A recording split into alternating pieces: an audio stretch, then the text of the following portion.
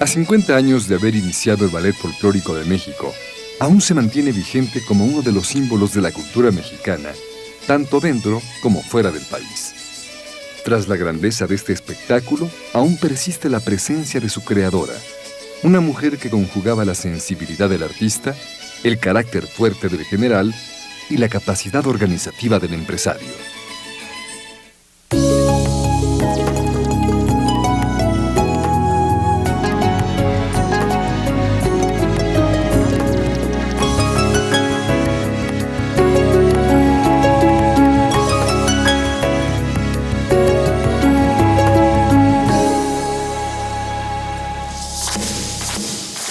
La noche del 9 de mayo de 1961, al levantarse el telón del Teatro Sarah Bernhardt de París, el ritmo del teponaztle, el tambor prehispánico, anunció el espectáculo que se convertiría para el mundo en uno de los símbolos de México.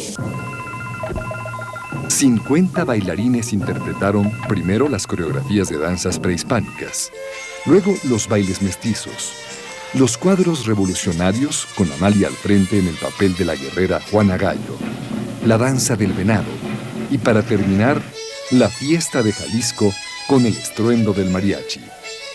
Era el Festival de Naciones de París. Se habían reunido a competir artísticamente grupos de Nigeria, Alemania, Bélgica, la Unión Soviética y Perú. Y el primer lugar fue para México, por la actuación del ballet folclórico de Amalia Hernández. Fue un éxito fenomenal, porque era algo desconocido en el mundo entero. Yo creo que para el ballet fue como la puerta grande, ¿no? Después de que el ballet ganó el premio, Amalia estaba muy satisfecho, por cierto, y me comentó, pues qué bueno, amor, qué rico, tenemos que aprovechar esto porque pues, cuando mucho, creo que tenemos 10 años de poder estar ahí. Ya está todavía.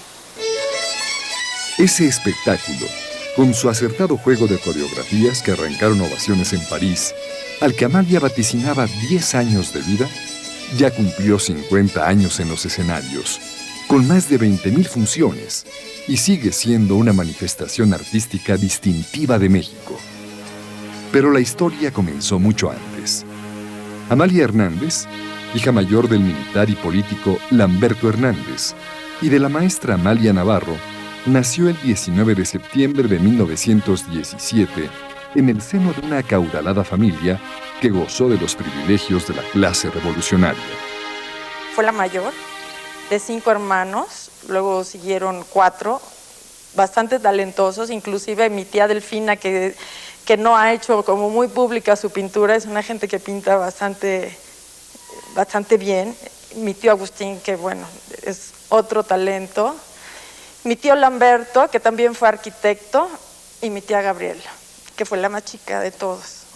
Mi padre fue presidente de la Cámara de Industria de la Construcción, era comerciante, tenía varias droguerías en la República y él entró a la política de casualidad, entró diputado, fue senador, luego otra vez diputado, fue regente de la Ciudad de México y por otro lado sus hermanos eran generales de división, Tirso, Arnulfo, y mi papá era coronel, y los Navarro fueron 2 generales de la División del Norte de Villa.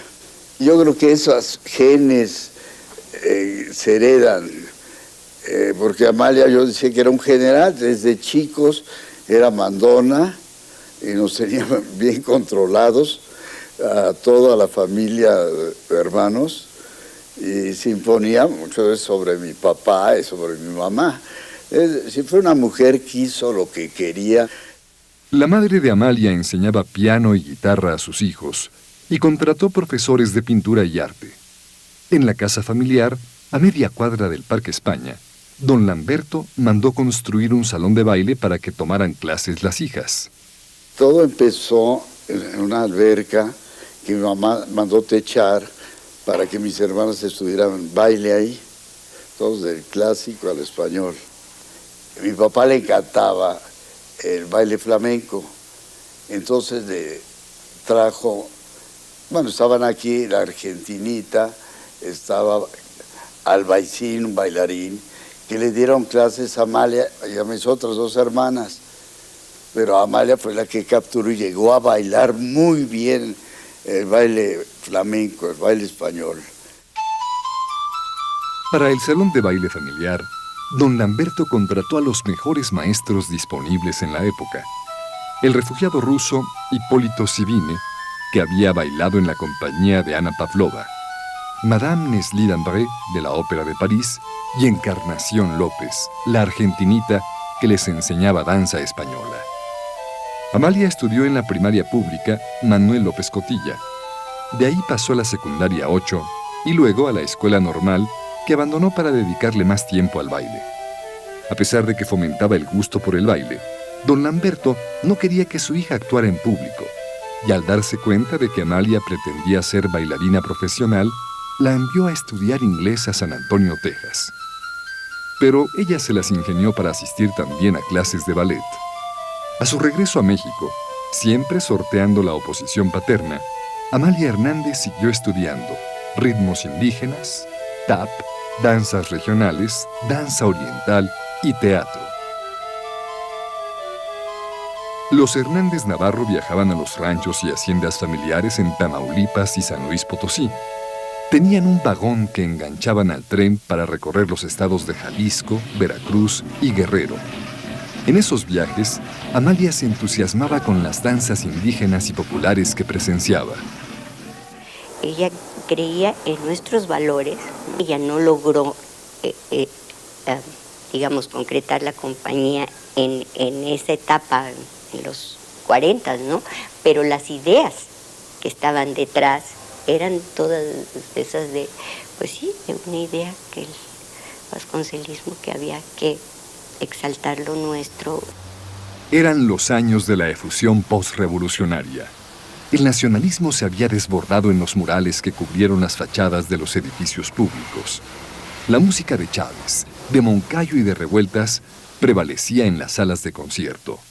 La suave patria de López Velarde se recitaba como un himno.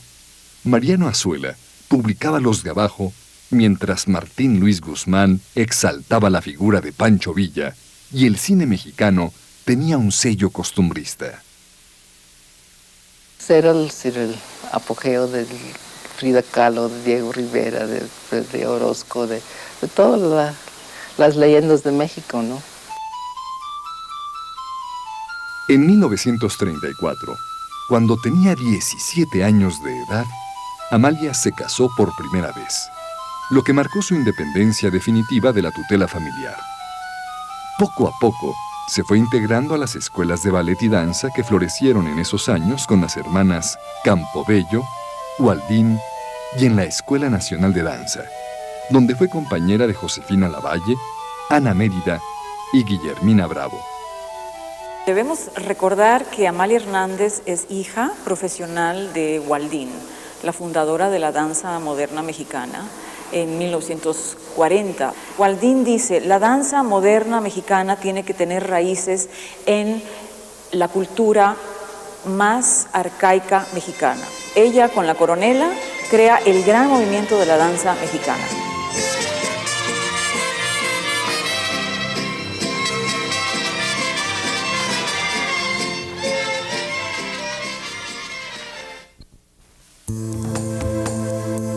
Mientras desarrollaba su carrera artística y consolidaba una gran compañía de ballet, Amalia Hernández gozó de una intensa vida amorosa, aunque su vida de pareja siempre era rebasada por el ballet, que ocupó el primer puesto en sus intereses. Pues era una mujer de mucha presencia, muy segura, muy coqueta. Muy seductora, carismática, ¿no? Los 4 matrimonios de Amalia fueron breves, y de ellos procreó 3 hijos. Norma López, hija del abogado Rafael López Malo; José Luis Martínez, hijo del hombre de letras José Luis Martínez, y Viviana Basanta, hija del cuarto marido, el guerrillero y escritor argentino Joaquín Basanta. Con su tercer marido, el productor de televisión Luis de Llano Palmer, no tuvo descendencia. Allá por entre 40 y 43, cuando los dos teníamos unos 25 años, somos más o menos de la misma edad, ella unos meses mayor que yo. A mí me había nombrado Torres Bodet, que era secretario de Educación, secretario particular. Era mi primera chamba formal. Como Bellas Artes pertenecía a Educación, nos daban boletos. Y a mí me gustaba mucho la música, me gusta todo aún. Iba a los conciertos solo, de pianistas, de cantantes, de ejecutantes en general de música, o orquestas. Y allí la conocí a ella, que iba también sola a los conciertos. Poco a poco nos hicimos amigos y luego nos entendimos y nos casamos. Pepe nació en 45, debe haber sido en 50, ya cuando nos separamos. Mi problema fue que yo quería ser un marido burgués normal. Quería a mi mujer que hiciera la comida, que estuviera en la casa, que la atendiera, etc. Y ella pues quería hacer eso, pero de una manera un poco secundaria. Lo principal para ella era el baile.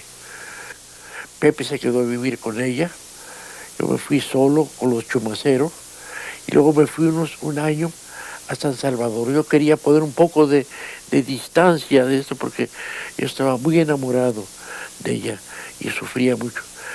Lo de Amalia fue terrible para mí, para un muchacho alocado todavía, que no sabía controlarme mucho.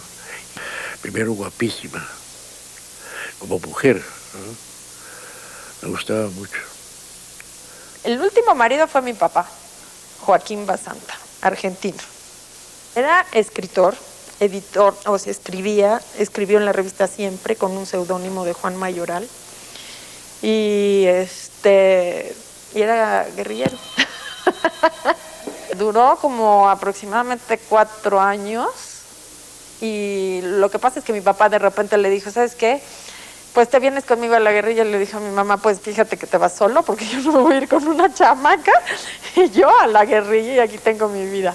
Todavía mi abuelito, porque mi abuelito le decía, es que pocos han podido controlar este torbellino, te tienes que quedar aquí. Te ponemos tu imprenta. Y mi papá, no. Decía que el dinero era cadena perpetua. Entregó su vida al ballet y sacrificó muchísimas cosas, entre ellas a su familia y a sus amores, a sus esposos. Decidió en su vida que lo más importante o que su misión era consolidar una institución. La principal actividad de Amalia seguía siendo bailar, y cumplió su sueño de ser una bailarina profesional en los grandes escenarios. Al principio de la década de los 50, se ganó un puesto como bailarina y coreógrafa en Bellas Artes y enseguida empezó a experimentar coreografías inspiradas en raíces mexicanas y danzas populares en el Ballet Moderno de México. Para 1952, Amalia Hernández trabaja muy estrechamente con Waldín. Y Waldín en esa época se aleja de México y se queda al frente del Ballet Moderno de México Amalia Hernández. Hay que recordar que esto era danza moderna todavía mexicanista, con raíces folclóricas. Cuando se retira Waldín de México, Amalia Hernández le da un giro radical a la compañía y empieza a acentuar el perfil folclórico en la danza moderna, al grado de que empieza a ser un fenómeno interesante para la Secretaría de Turismo de esa época. Y la Secretaría de Turismo dice, aquí tenemos un buen elemento para llevar al mundo y decir, bueno, esta es nuestra danza. La compañía nace en 1952 con un pequeño grupo de 8 personas en los estudios de Televicentro en aquel entonces, en donde Amalia cada semana tenía un programa y se plantea hacer distintos números que duraron 62 programas. Ella estudió en el Instituto Nacional de Bellas Artes y tuvo compañeras. Ella bailó al principio. Y era un poco un grupo formado por propias gentes que estudiaron juntas. Y empezaron a formar este grupo. Ella participó en un programa de danza, de concierto, ¿no? Que se montó en la Sala Chopin. Ella puso ahí unas danzas de Soler, muy bonitas, por cierto, muy bonitas. Y de ahí también estrenó una idea que ella tenía de usando la técnica y sus conocimientos de la danza moderna y clásica, adaptarlo a la danza folclórica. Y fue su primer experimento. Y yo le hice los diseños y de ahí se montó en la televisión, sí, las noches de gala, dirigido por Luis de Llano. Y de ahí Los Sones de Michoacán era casi el punto de arranque para el ballet folclórico.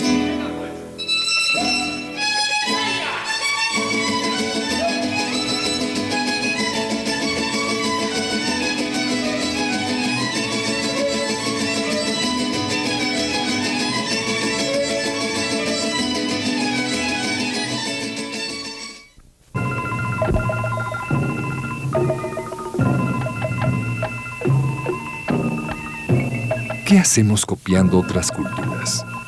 Nunca vamos a igualar a los europeos en ballet clásico. Vamos a hacer lo nuestro, decía Amalia Hernández a su joven compañía y ponía en práctica las lecciones aprendidas en la Escuela de Antropología con el maestro Miguel Covarrubias. Ver el arte prehispánico como arte, no como historia. Pues Amalia era una mujer muy nacionalista, igual que yo, porque ella leía mucho, veía muchas imágenes, esculturas, relieves de los códices.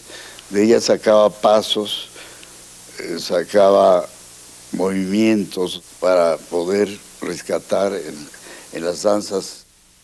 Amalia había tenido el acierto de crear coreografías a partir de danzas populares y hacer del baile un espectáculo, tratando de contar una historia en cada cuadro. Para lograrlo, incorporó elementos de teatro y dio una importancia fundamental al colorido de los trajes. Y en 1959, de haber sido Ballet Moderno de México, luego pasó a Ballet de México y finalmente en el 59 pasa a Ballet Folclórico de México, incluso con el apoyo de Felipe Segura, que era un bailarín del ballet clásico. Yo creo que ella fue una persona que no le tuvo miedo a abrir brecha, que es lo más difícil, o sea, seguir después por el camino que ya otros tomaron e inclusive mejorarlo. Bueno, es muy loable, pero tener la visión para crear un espectáculo con las características que tiene el folclórico y que funcione durante tantos años y con tantas compañías, realmente es una empresa casi titánica. Amalia propuso a Celestino Gorostiza, entonces director de Bellas Artes, presentar el ballet como complemento de la exhibición para turistas que se hacía del telón del teatro, los domingos a las 9:30 de la mañana. El domingo 11 de octubre de 1959 se presentó por primera vez el espectáculo del ballet folclórico. La respuesta fue tan entusiasta que se ofreció una función más los miércoles por la noche y luego se programó una tercera función los domingos por la noche. De esa manera, regresó Amalia Hernández a Bellas Artes, la casa definitiva del ballet folclórico de México. A Amalia Hernández hay que ubicarla en el contexto político-cultural, del cual el Estado mexicano se aprovechó de la manera más extraordinaria, dándole incluso el apoyo económico que necesitaba para que esa compañía se convirtiera en una embajada cultural, así como el ballet de Alicia Alonso en Cuba se convirtió en la embajada cultural cubana durante la época de la revolución de Fidel Castro. Entonces, estas grandes compañías salen al mundo y son como una tarjeta de presentación. Ya sabemos que son compañías totalmente espectaculares. donde intervienen las técnicas del ballet clásico, donde intervienen las técnicas de la danza moderna y donde interviene, en el caso del Ballet Folclórico de México, las danzas regionales como inspiración fundamental.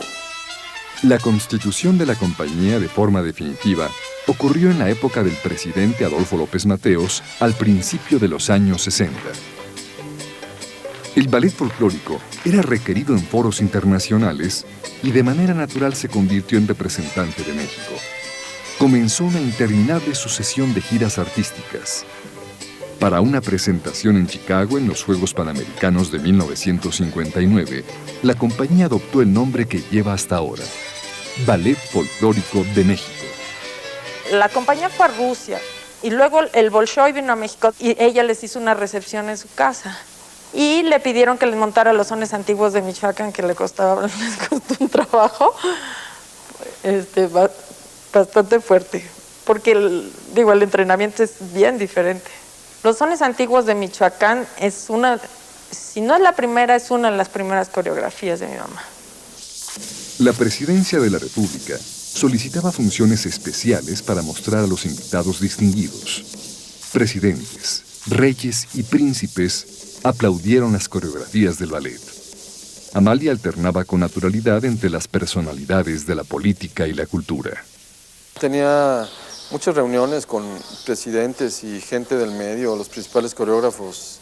Cualquier compañía que venía a México le ofrecía un cóctel o una cena, o cualquier personalidad estaba siempre presente. Amalia siempre tuvo contactos con gentes de pintores, escultores, poetas también, de esa época y la época posterior, ¿no?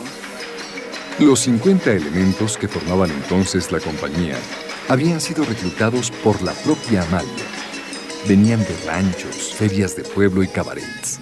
Se cuenta que Jorge Tiller, el bailarín que durante años interpretó la danza del venado, provenía de un orfelinato de Sonora.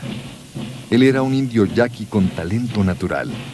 No había estudiado baile y siendo adolescente entró al ballet folclórico.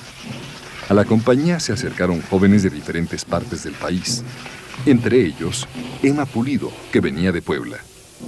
Mi época era fantástico porque la misma Amalia nos audicionaba. Ella misma nos ponía los pasos, ella misma nos mostraba qué es lo que quería y de alguna forma pues tenía la psicología de conocernos y saber. A mí enseguida pues me preguntó obviamente si yo estaba casada, si yo tenía novio, si había algún impedimento que de alguna forma pues pudiera yo viajar y si mis padres me dejaban, obviamente yo le mentí, le dije pues mis papás sí me dan permiso de viajar, lo cual pues fue una gran mentira porque mis papás lo que menos hubiesen querido en ese momento es que yo hubiese salido pues tan niña a los 15 años, pues salir yo de viaje con la compañía, ¿no? Pero Amalia con ese don de convencimiento, ese carisma tan grande, ella se encargó de hablar con mis padres, de alguna forma convencerlos que era prudente que yo estuviera en la compañía. Ella tenía mucho cuidado, sobre todo la gente que salía fuera del país, tenía todo ese cuidado de que fuera gente profesional, gente, ahora sí que gente bien, ¿sí? Gente talentosa y que de alguna forma pues obviamente no fuera gente ni maliciosa o drogadictos. Era un ambiente como muy puro y con unas ganas tremendas de bailar y de estar en los escenarios de todo el país. En la primera gira europea, la del Festival de Naciones de París en 1961, donde el ballet obtuvo el primer lugar, Amalia estableció la alianza con el empresario de espectáculos Sol Hurok. Y a partir de este momento, 1961, el empresario Sol Hurok hace un contrato por 15 o 20 años con la compañía y lo lleva a todo el mundo. Por lo menos 1 o 2 veces al año íbamos a Nueva York, ahí a las oficinas de Sol Hurok a checar los contratos, se hacía una gira, en ese entonces se hacía cada 3 años una gira de 5 meses a Europa.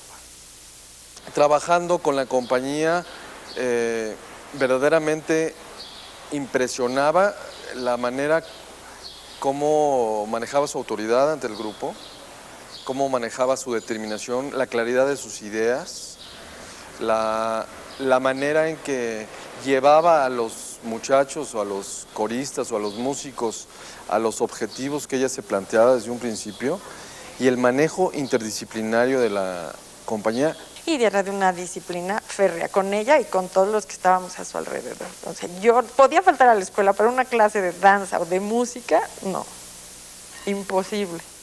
La disciplina materialmente era bastante dura, bastante rígida. Digamos que hasta dolorosa muchas veces. Había muchísimo trabajo. Por lo general teníamos clase y teníamos calentamiento. Y si se estaban elaborando nuevos ballets, teníamos ensayo de nuevos ballets. Si no se estaban elaborando nuevos ballets, pues entonces teníamos que practicar o ensayar o limpiar parte del programa. El caso que nuestra vida, pues siempre nos las pasábamos ensayando y trabajando. Amalia Hernández reconoció el talento de numerosos creadores y los atrajo a la compañía. Se rodeó de artistas de todas las especialidades. Entre sus coreógrafos estuvieron Miguel Covarrubias, Antonio López Mancera y Robin Bond. El vestuario fue diseñado por Dasha y por Delfina, una de las hermanas de Amalia. Para dirigir los coros llamó a Ramón Noble. Contrató bailarines y maestros de distintos países para que dieran clase de diferentes técnicas a los miembros del ballet. Justamente ella quería que sus bailarines no tengan nada más el conocimiento de los movimientos del folclore, que tengan una base sólida de la técnica dancística. Es decir, para bailar bien el folclore, un bailarín profesional tiene que tener las bases técnicas de la danza, tanto clásica como moderna. Y eso le permite, justamente le permitió a Amalia hacer esta presentación tan profesional de su compañía. La intención era hacer un ballet espectacularmente mexicano, pero siempre con la conciencia de que era el ballet folclórico de Amalia Hernández. Cuando uno pone en un título Ballet Folclórico de Amalia Hernández, ya estamos diciendo explícitamente que la obra es de Amalia Hernández, no es el ballet de las regiones autóctonas de México, para nada. Es Amalia Hernández inspirada en los ballets regionales, pero es Amalia Hernández al frente de esto. Entre tantas giras, se cuentan numerosas funciones memorables, como la de la Casa Blanca, que ofreció Amalia en forma privada para el presidente John F. Kennedy. Recuerdo funciones en el Kremlin de Moscú o en la alberca del Sultán en Jerusalén, en los teatros al aire libre en Jerusalén, muy impresionante. Algunas funciones en Italia, en los festivales de verano, unos teatros maravillosos, en donde siempre hay una identificación con la música de México y con la compañía. Los compromisos en el extranjero obligaron a Amalia Hernández a formar una segunda compañía para cumplir con las funciones en Bellas Artes, que desde entonces quedaron a cargo de su hija mayor, Norma López, también bailarina. Lo que a mí me llama mucho la atención son las funciones populares en México. La identificación del pueblo con la música, con la propia institución, que la consideran como propia. Nos preparamos muchísimo para ir a la Unión Soviética, tanto en coros como en baile, todo. Y pues la verdad que fue maravilloso desde que llegamos a la Unión Soviética. Las funciones, cómo salieron de bellísimas, todas completamente llenas. Los periódicos, había puras fotos del ballet folclórico y las ovaciones que eran lo más increíble.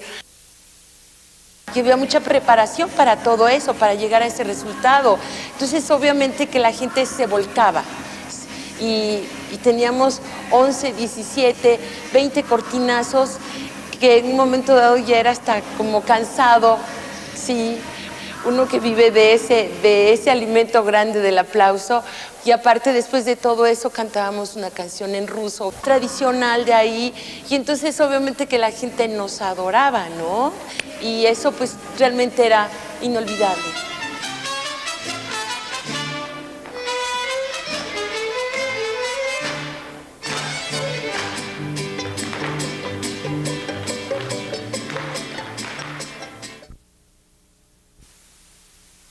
Su naturaleza perfeccionista la llevó a establecer una escuela propia.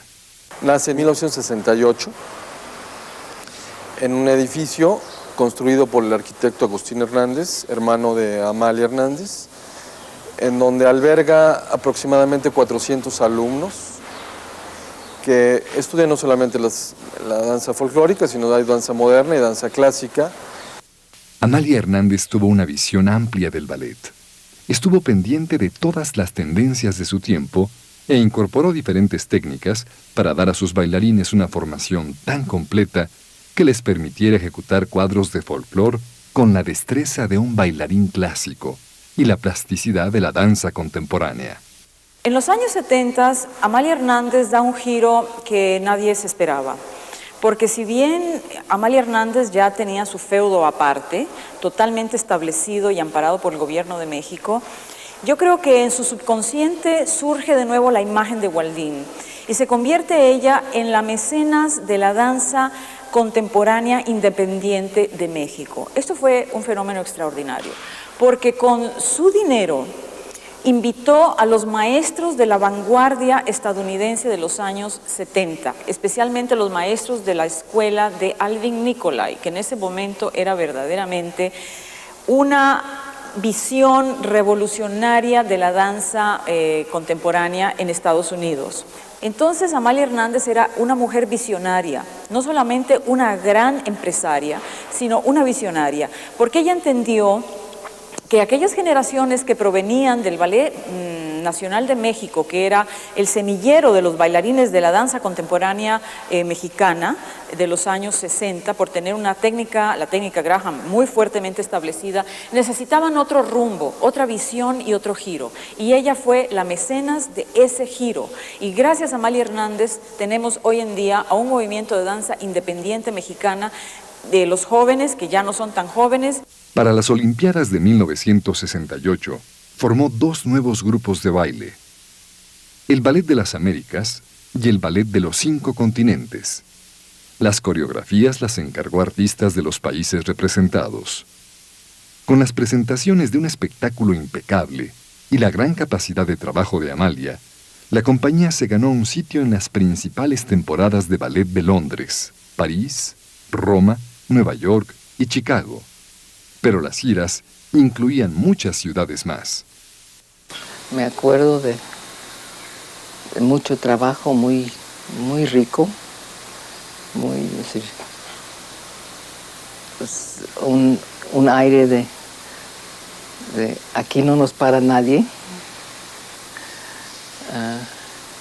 de mucha confianza en lo que estábamos haciendo. Sí, fue una época muy bonita de tomar vuelo, como quien dice, ¿no? Amalia casi siempre salía con la suya. Hicimos una mancuerna muy bonita. Claro que ella tenía sus arranques y sus posturas difíciles, ¿no? En general, no me tocaba a mí, que eso ayudó a que duráramos tanto, ¿no?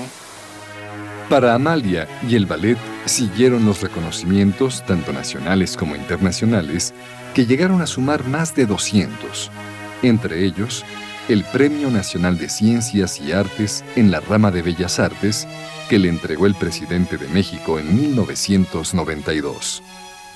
Hay un premio que es el premio Tiffany que otorga la prensa estadounidense y que lo recibió el ballet en 1994, y es la primera compañía en la historia de este premio, que tiene 30 o 40 años, a una compañía latinoamericana.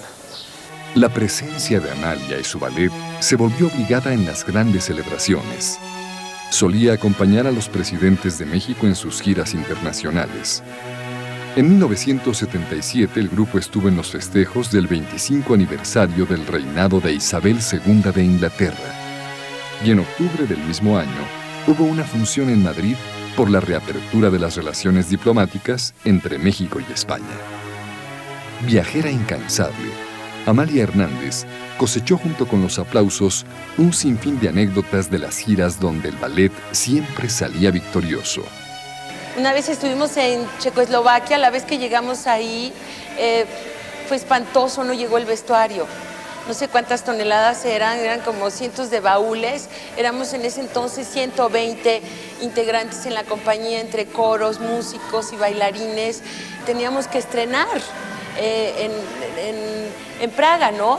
Entonces, pues fue maravilloso porque llegaron solamente la mitad de los baúles.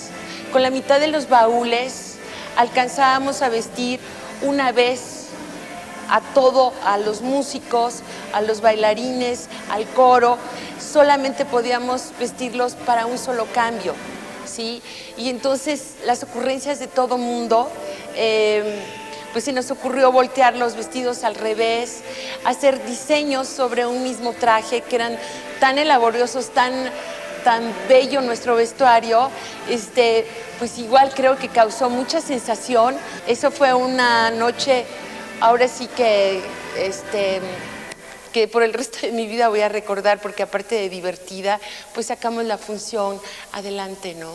Una anécdota, cuando fuimos a Europa y llegamos a Italia, en Venecia, con 90 agentes de compañía, y el empresario nunca apareció.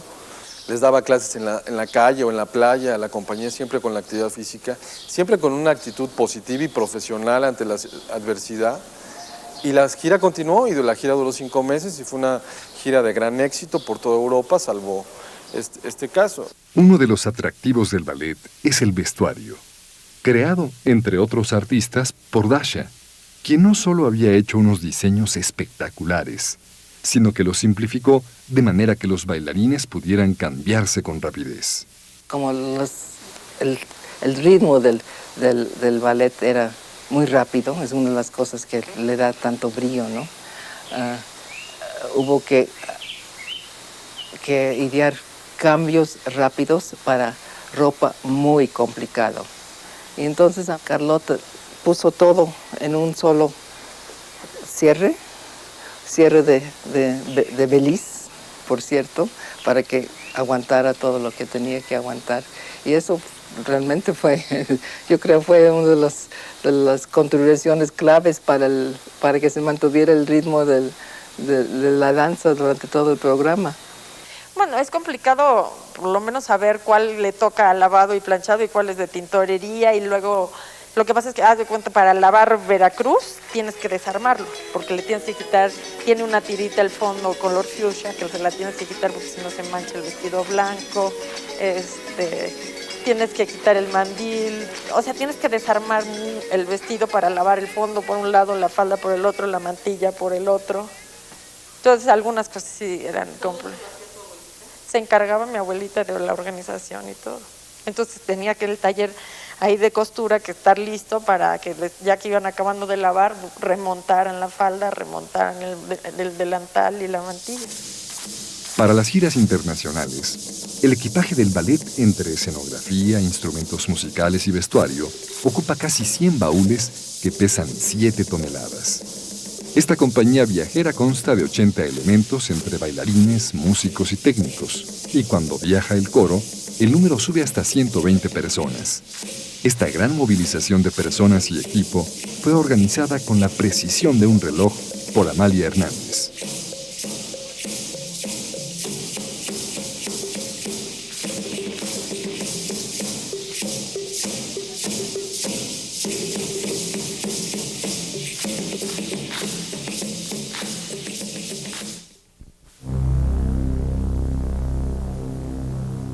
Esa época tenía la característica de generar bailarines sumamente fuertes, sumamente pasionales, sumamente expresivos, con poca técnica. Esto se debe a que el contexto era el expresionismo mundial que se daba en ese momento y que México lo estaba viviendo de una manera extraordinariamente comprometida. Es decir, la entrega emocional a los temas que se bailaban, yo creo que no se ha vuelto a dar en la historia de la danza mexicana en este siglo XX que acaba de pasar. Al iniciar la compañía, Amalia hacía los números de la Juana Gallo y de la diosa azteca. Eran los personajes más cercanos a su carácter y la fuerza de esas interpretaciones era el sello distintivo del ballet. Pero poco a poco, el crecimiento de la empresa capturó toda su atención y fue separándose de las actuaciones arriba del escenario para dedicarse a la creación coreográfica y para atender la empresa. La vi bailar solamente el Juana Gallo y el Quilingo, y para nosotros era como día de fiesta cuando Amalia la teníamos con nosotros en el escenario. En verdad entraba un león al escenario, entraba una leona con una personalidad, con una fuerza, con un carisma, con un ángel maravilloso. Sí, ella bailó aproximadamente como hasta los 45, 46 años. La Juana Gallo, que era así como su papel, la Adelita, ¿no? Lo vivía como parte de la herencia familiar, ¿no? Los corridos era algo que a ella yo siento que le movían mucho sus emociones, porque cada rato se la pasaba cantándole los corridos, o si aparecía mi abuelito le cantaba. Entonces yo creo que la Adelita fue un papel que significaba para ella algo más que bailar, ¿no? O sea, algo más como parte de ella. Ella, mientras bailaba, uno de los bailarines sufre un accidente y se empieza a desangrar. Se pegó con un machete y entonces ella bailando le informan que está esta persona muy mal y que había un hilito de sangre que iba hasta el camerino. Entonces va a buscarlo al muchacho, lo lleva al hospital, afortunadamente se salva, no pasa nada. Y en ese momento ella se da cuenta que era más importante cuidar a la compañía que su trabajo escénico y que era más importante su trabajo coreográfico.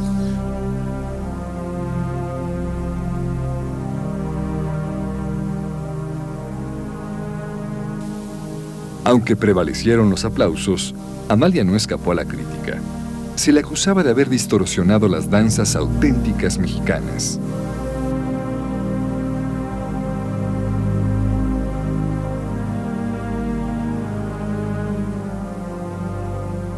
Los críticos de la época decían es que la danza moderna tiene que ser mucho más esencial y no tan folclórica a la manera de la tarjeta postal, que era lo que estaba en ese momento haciendo Amalia Hernández.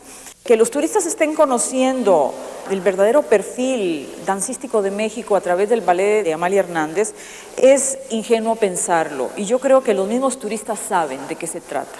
Los turistas, si quisieran conocer la danza regional en su verdadero origen, se irían a las regiones de México para ver los rituales en los pueblos. Hizo un esfuerzo enorme para ir más allá de lo que ella hacía como lo que se llama el folclore, ¿no? Pero también tenemos que reconocer que ella hizo del folclore un espectáculo que en sí el folclore no es. El folclore, la danza folclórica, es un divertimento en un pueblo. Y la gente no hace un espectáculo, la gente baila por su placer, como el folclore urbano sería la discoteca, ¿no? Y ella tuvo el talento, y a veces con críticas, hay que reconocer que si en el mundo entero se conoce la danza mexicana, se conoce primero a Amalia Hernández, el ballet folclórico.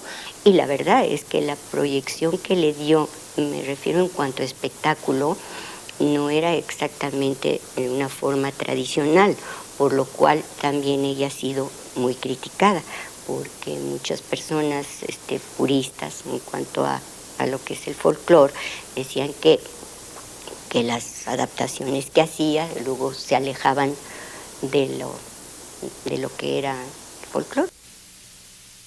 Creó más de 80 coreografías. El repertorio del ballet folclórico es de 50 coreografías, de las cuales se presentan entre 15 y 20 por función. El método de trabajo de Amalia era investigar en los lugares donde se realizan las fiestas populares y contratar informantes que le ayudaran a llevar los pasos originales a su nueva idea. Había dos procedimientos totalmente diferentes. Los grupos étnicos que todavía estaban vivos, los carnavales que todavía estaban vivos, las fiestas, las tradiciones, las costumbres que todavía estaban vivas. Esperaba que fuera la época de la fiesta principal de la región y se iba, hacía un estudio profundo de lo que era parte de la historia, porque también se tenía que remontar a qué parte de la historia quería ella llevar, ¿no? Porque una cosa es que quiera llevar un baile de la conquista y otra cosa es que de la misma región quieras agarrar la época de la revolución. Entonces definía como qué parte de la historia quería ella evocarse. Entonces hacía todo un estudio hasta geográfico, así para saber un poco el contexto. Y luego se esperaba que fueran las fiestas y se iba a las regiones, con antropólogos, etnógrafos, etcétera, y hacía toda la investigación. Luego los informantes, que así se les nombra, muchos maestros de la región, tomaba clases con ellos, les pedía que le enseñaran todos los pasos, o muchas veces se los traía a los informantes. Entonces ella hacía que de todo lo que ella iba aprendiendo lo juntaba y iba haciendo un diseño general, ¿no? De otras cosas hacía como una historia. Digamos que llegaba en el carnaval de Tlaxcala, ¿no? Llegaba la novia, conocía al novio, pero el charro de oro le ofrecía oro y no sé qué. Entonces, en el ínter, entre danza y danza, ella iba metiendo la historia, iba tejiéndola un poquito ahí la historia.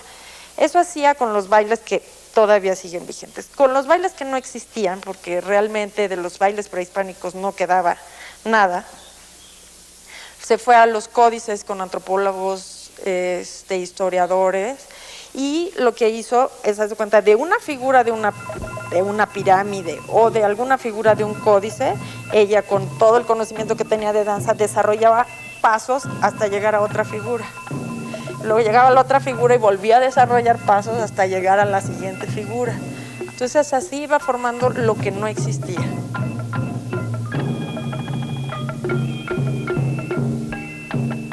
Amalia meditaba mucho y formó un grupo, muchos eran de Estados Unidos y gente de México, para hacer un grupo de gentes que les gustaba la meditación. Entonces le hice un centro de meditación que consiste en una especie de capilla. Ese conjunto escultórico forma un mandala.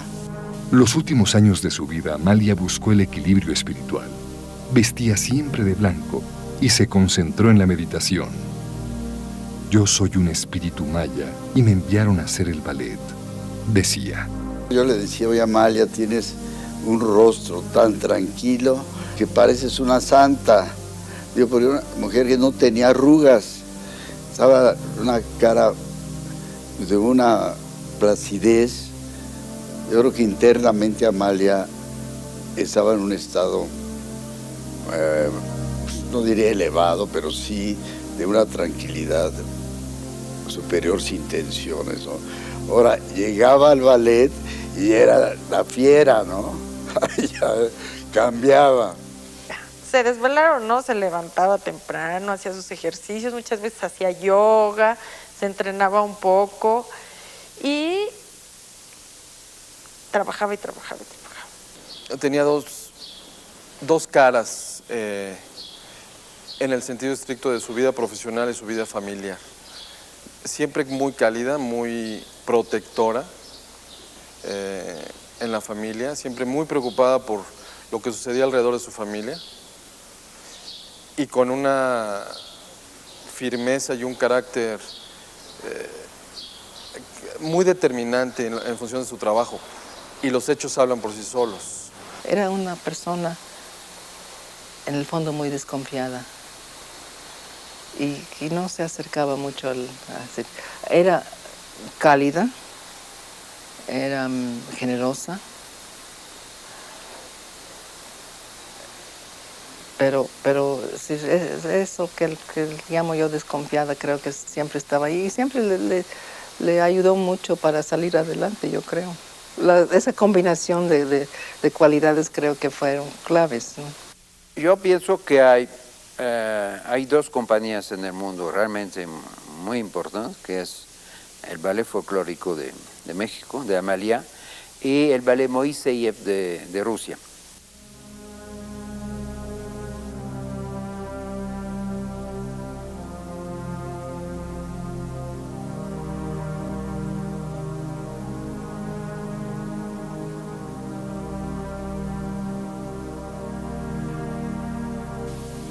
Amalia Hernández Navarro falleció en la madrugada del sábado 4 de noviembre del año 2000, a los 83 años de edad.